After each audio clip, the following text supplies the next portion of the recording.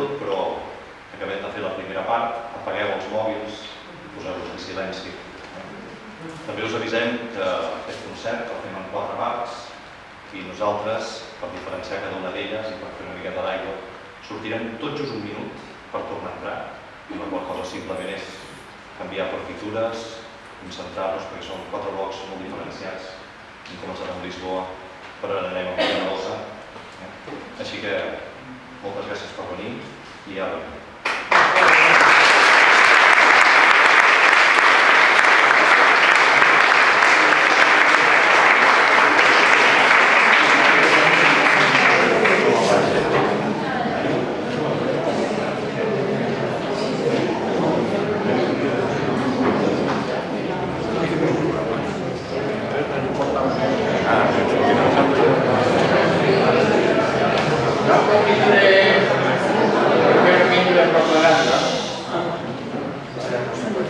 Normalment en aquesta altura ja no tinc concert, però el Tomàs va insistir que volia fer aquest concert,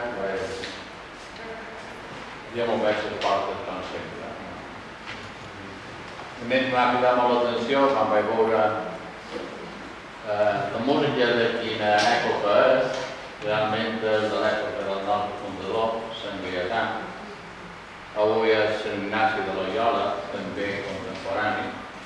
I jo estava pensant que segurament en el 1500 el meu pare Sant Gaietà ja s'obté a dir, segurament si no va cantar només no va escoltar aquestes músiques. I sabeu que l'actual papa és jesuïta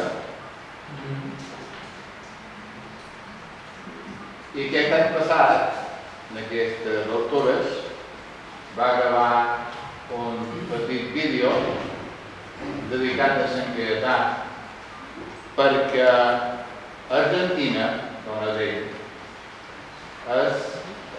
les cues que fan per anar a Liniers o on hi ha una estàtua de Sant Gaietà són així. I vos resum realment el missatge que va donar el papa per aquells que estaven a la cua per anar a agrair a Sant Gaietà que haguessin trobat treball, perquè Argentina, Sant Gaietà, és qui troba treball en el sistema de l'atur. En Argentina, aquí, no sé. Doncs, el missatge és molt sintètic, diu: amb Jesús i Sant Gaietà anem a trobar-nos amb el germà més necessitat. El missatge no pot ser més concret i més bonic. Diu així, nosaltres estem necessitats, però com aquí no falta, no? Mirant enrere i sempre trobam algú que està més necessitat que nosaltres. Bé, sabeu que aquest concert, com altres, són gratuïts, però a la sortida, si voleu col·laborar, ajudar en els cantaires i a Manos Providentes que treballa a Colòmbia, per la vostra aportació serà molt. Ja donant pas als cantaires que per allà, com deia,